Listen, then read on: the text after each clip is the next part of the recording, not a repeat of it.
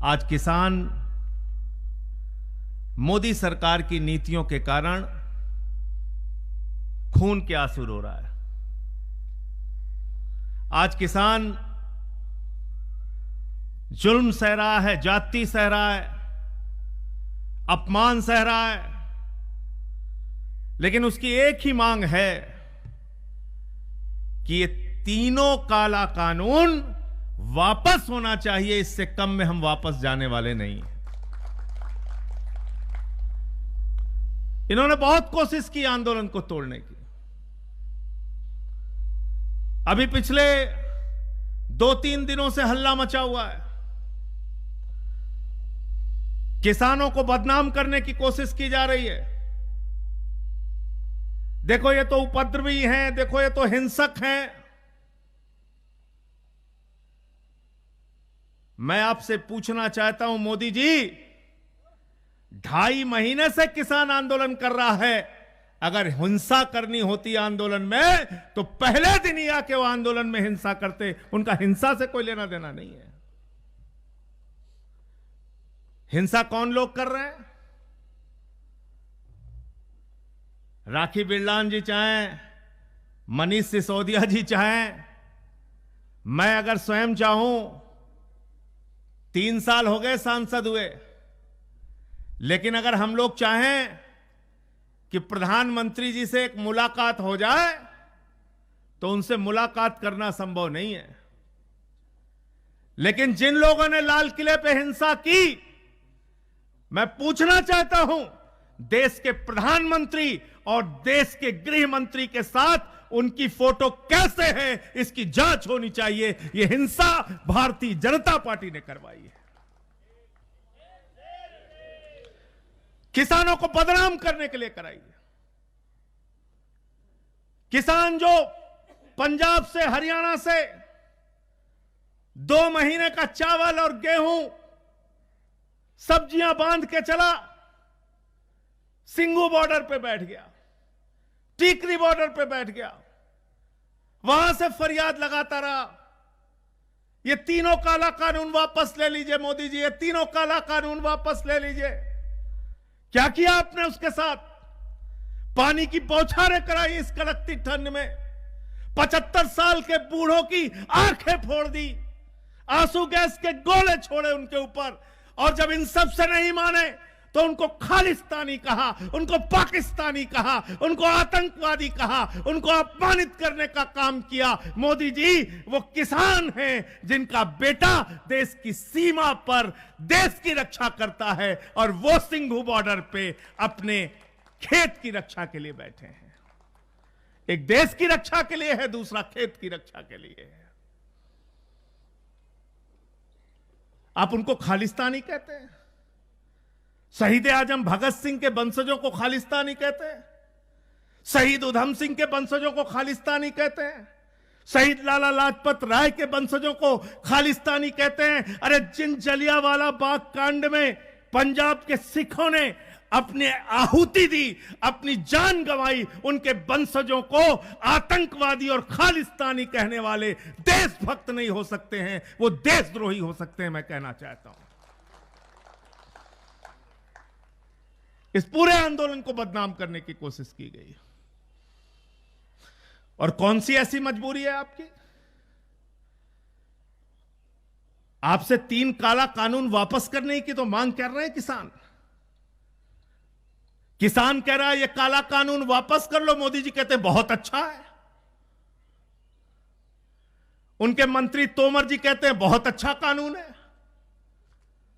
सारी सरकार, सारे बीजेपी वाले मिलकर कह रहे हैं बहुत अच्छा कानून है। अरे जिसके लिए तुमने कानून बनाया वो कह रहे हैं ये हमारे लिए डेथ वारंट है, तो डेथ वारंट वापस लो। तुम्हारे अच्छा कहने के बहाने में वो फंसने वाले नहीं है।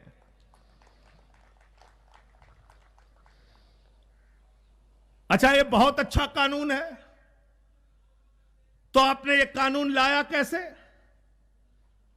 आप कल्पना कीजिए, जब पूरे देश में कोरोना की महामारी थी, जब पूरे देश के अंदर लॉकडाउन लगा हुआ था, सरकारी दफ्तर बंद थे, ऐसे समय में ऑर्डिनेंस के जरिए यानी संसद में चर्चा कराए बगैर अध्यादेश के जरिए तीनों काला कानून पास किया गया। चोर दरवाजे से ये तीनों काला कानून पास किया गया। और इस काले कानून को पास करने के पहले, इस अध्यादेश को पास करने से पहले 100 एकड़ जमीन 1 महीने पहले कोल्ड स्टोरेज बड़े बड़े बनाने के लिए अडानी को हरियाणा की सरकार देती है। तो छोटे गुलाम ने हरियाणा में खट्टर साहब ने कहा 100 एकड़ जमीन ले लो अडानी जी, और बड़े गुलाम ने, मोदी जी ने कहा बड़े बड़े स्टोरेज खोल लो अडानी जी। अडानी जी के लिए बड़े बड़े स्टोरेज खोलने के लिए, और इस देश में अनलिमिटेड स्टोरेज का कानून देश के पार्लियामेंट के अंदर पास किया गया। अनलिमिटेड स्टोरेज, असीमित भंडारण, यानी सस्ते में किसान से गेहूं खरीदा जाएगा, सस्ते में किसान से चावल खरीदा जाएगा, सस्ते में किसान से फल खरीदा जाएगा, सस्ते में किसान से सब्जियां खरीदी जाएंगी। उसको अडानी के बड़े बड़े स्टोरेज में रखा जाएगा, पूंजीपतियों के बड़े बड़े कोल्ड स्टोरेज में रखा जाएगा, और जब बाजार में उस सामान की कमी हो जाएगी तो आपको ही महंगे दामों में बेचा जाएगा। यानी नरेंद्र मोदी जी ने इस काले कानून के माध्यम से जमाखोरी को, कालाबाजारी को, महंगाई को वैधता प्रदान करने का काम किया है, उसको लीगलाइज करने का काम किया है। ऐसा काला कानून चाहिए क्या आपको? चाहिए क्या? मोदी जी कह रहे बहुत अच्छा है, यही अच्छा कानून है। अनलिमिटेड स्टोरेज, असीमित भंडारण की छूट यह कानून देता है। दूसरा क्या कहते हैं? कहते हैं एमएसपी खत्म नहीं होगी। संसद के अंदर हम लोगों ने कहा अगर एमएसपी खत्म नहीं होगी, तुम्हारी नीयत साफ है तो इस कानून में, तीनों कानून में कहीं एक जगह तो लिख दो कि किसानों को एमएसपी की गारंटी रहेगी। एक ही लाइन तो लिखना है। अगर पूरे देश में न्यूनतम समर्थन मूल्य से कम पर खरीद होती है तो उस व्यक्ति की गिरफ्तारी होगी, उसको जेल में डाला जाएगा। ऐसा कानून संसद के अंदर पास कर दो। अगर तुम किसानों का भला करना चाहते हो, उनको एमएसपी देना चाहते हो, तो मोदी जी कहते हैं हमने पार्लियामेंट में भाषण दे दिया, आप मान लीजिए कि एमएसपी आपको मिलेगी। हमने संसद में बोल दिया, आप मान लीजिए कि एमएसपी आपको मिलेगी। तो मैं कहता हूं मोदी जी, आपने तो कहा था इस देश में इतना काला धन लाएंगे कि हर आदमी के खाते में 15 लाख पहुंच जाएगा। आज तक 15 लाख नहीं पहुंचा, तो तुम्हारी बात पे विश्वास कैसे करते हैं? आपने तो कहा था 2 करोड़ रोजगार मिलेगा हर नौजवान, हर साल देश के नौजवानों को। आज तक रोजगार नहीं मिला, रोजगार खत्म हुआ है इस देश में। आपकी बात पर भरोसा कैसे कर ले? आपने तो कहा था जीएसटी से देश की तकदीर बदल जाएगी, नोटबंदी से यह देश स्वर्ग हो जाएगा, काला धन खत्म हो जाएगा। आपने तो बड़ी बड़ी बातें अपने भाषणों में की है। भाषण से एमएसपी नहीं मिलती, कानून में लिखने से एमएसपी मिलती है। अगर एमएसपी देना चाहते हो तो कानून में लिखकर दिखाओ। कानून में एमएसपी नहीं लिखेंगे। तीसरा क्या है कानून के अंदर? कॉन्ट्रैक्ट फार्मिंग, अनुबंध पर खेती।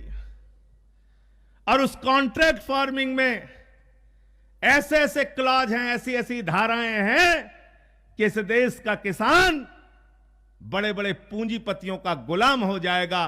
कहने के लिए खेत उसके होंगे, लेकिन उसका मालिक देश का बड़ा बड़ा पूंजीपति, जो इनके मित्रों हैं, वो सारे मित्रों, इनके बड़े बड़े पूंजीपति मित्रों जो हैं, वो उसके मालिक हो जाएंगे।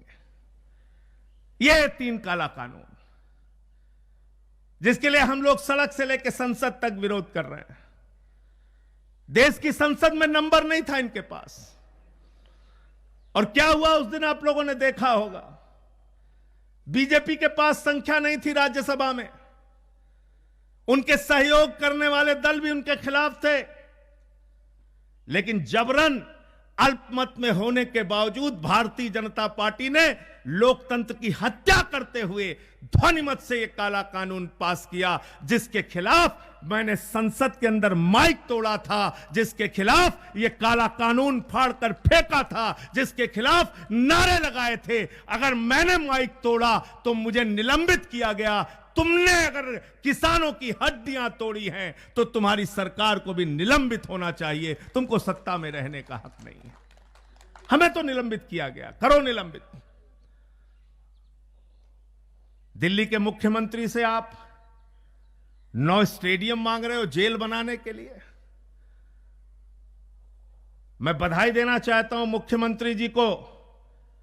केजरीवाल जी ने कहा हम केंद्र की तानाशाह सरकार का साथ नहीं देंगे, बल्कि संघर्ष करने वाले, आंदोलन करने वाले किसानों का साथ देंगे। इसलिए क्योंकि आम आदमी पार्टी का जन्म आंदोलनों से हुआ है। हमें याद है अन्ना आंदोलन में हमें भी इन्हीं स्टेडियमों के अंदर रखा गया था, लेकिन आज केजरीवाल उसी आंदोलन की कोख से पैदा हुए मुख्यमंत्री हैं। उन्होंने कहा अब हम ये स्टेडियम जेल नहीं बनने देंगे,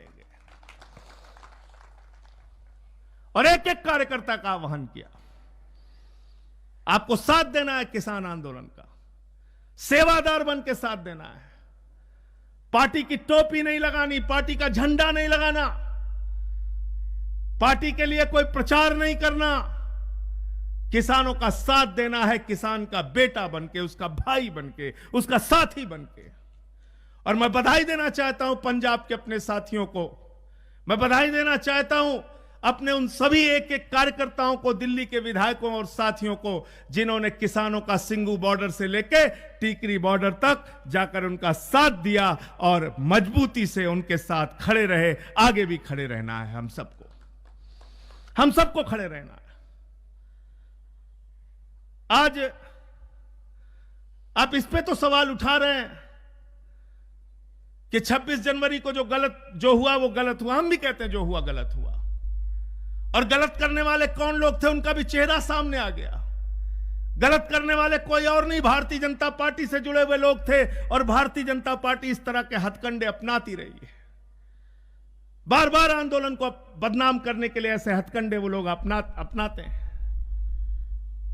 मेरा तो सवाल सिर्फ इतना है कि ये परिस्थितियां पैदा क्यों हुई, क्यों उनको 26 जनवरी को परेड निकालनी पड़ी, क्यों उनको ट्रैक्टर रैली निकालनी पड़ी? इसलिए कि नरेंद्र मोदी जी की सरकार पिछले 2.25 महीने से कुंभकर्ण की नींद सो रही है और आंख पर पट्टी बांध के धृतराष्ट्र बन के घूम रहे हैं। बंगाल के चुनाव प्रचार की चिंता है, हैदराबाद के निगम चुनाव की चिंता है, लेकिन किसान जो 125 की संख्या में अब तक अपनी जान दे चुके हैं, अपनी शहादत दे चुके हैं, उनके कहने पर, उनके आंदोलन पर तुम उनकी बात नहीं सुन रहे हो। इसलिए मजबूरी में उनको ये ट्रैक्टर रैली निकालनी पड़ती है, मजबूरी में उनको आंदोलन करना पड़ता है। अगर तुम नहीं चाहते कि यहां बॉर्डर पे किसान बैठे तो मैं कहना चाहता हूं मोदी जी, कल पार्लियामेंट है, कल ही ये तीनों काला कानून वापस ले लीजिए, सारे किसान अपने अपने घर वापस चले जाएंगे। और कल के कार्यक्रम में राष्ट्रपति जी का अभिभाषण है। उस राष्ट्रपति के अभिभाषण में महामहिम राष्ट्रपति जी को सरकार का एक लिखा भाषण पकड़ा दिया जाएगा। सरकार की तारीफें करते रहेंगे। इसलिए हमारे लोकसभा के सांसद भगवंत मान जी ने और राज्यसभा के हम तीनों सांसदों ने यह तय किया है कि हम सरकार की तारीफ सुनने नहीं जाएंगे, हम राष्ट्रपति के भाषण का बहिष्कार करने का काम करेंगे। तो साथियों और दोस्तों, किसान जो अपने हक के लिए लड़ रहा है, उसकी पीड़ा कहां से शुरू करें और कहां खत्म करें? वतन की जो हालत सुनाने लगेंगे तो पत्थर भी आंसू बहाने लगेंगे। वतन की जो हालत सुनाने लगेंगे तो पत्थर भी आंसू बहाने लगेंगे। अगर भीड़ में खो गई आदमियत तो उसे ढूंढने में जमाने लगेंगे। आदमियत को, इंसानियत को, मानवता को बचाने की जरूरत है। क्योंकि आज बीजेपी की हुकूमत है, बीजेपी का राज है। वो भारतीय जनता पार्टी जो नफरत की राजनीति में यकीन रखती है, जो दुष्प्रचार करने की राजनीति में यकीन रखती है, जो आंदोलनों को तोड़ने और बदनाम करने की राजनीति में यकीन रखती है, इनके खिलाफ अरविंद केजरीवाल जी के नेतृत्व में आम आदमी पार्टी के एक एक कार्यकर्ता को हम लोगों को खड़ा रहना है। और उत्तर प्रदेश के अंदर हमारे साथी लगातार किसानों के मुद्दे पे आंदोलन में उनका साथ भी दे रहे हैं, जेल भी खा रहे हैं, लाठियां भी खा रहे हैं। उन सबको भी मैं बधाई देना चाहता हूं। हम सब मिलकर किसानों का साथ देते रहेंगे और इस सरकार से सड़क से लेकर संसद तक लड़ाई लड़ने का काम करेंगे, उनके साथ मिलकर लड़ाई लड़ने का काम करेंगे। बहुत बहुत धन्यवाद। इंकलाब जिंदाबाद।